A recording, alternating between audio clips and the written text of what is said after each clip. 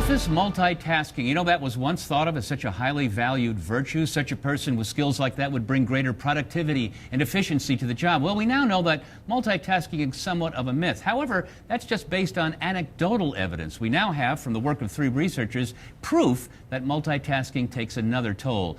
Nicola Persico was on that team. He's a professor at the Kellogg School of Management at Northwestern University. So what did you set out to try to find?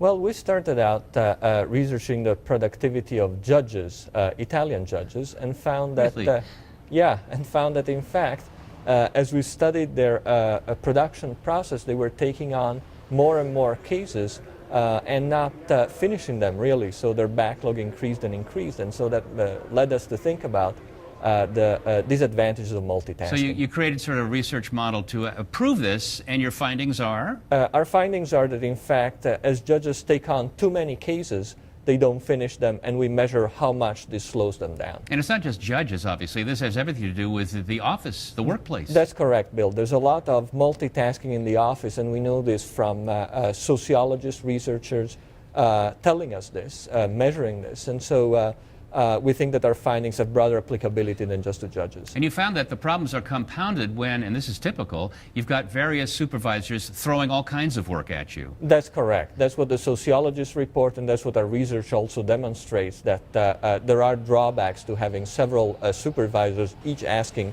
for their own piece to be done quicker than the other. Well, you got to get this research out there. A lot of people still think that the multitasker is somebody to be admired. That's correct. And the multitasker is a lot going for him or her, but in practice there is this drawback of slowing down. So the word to managers is? The word to managers is be careful of how many supervisors you impose on a single person. All right, let that word go forth. Nicola Persico, thank you so much. Thank you, Bill.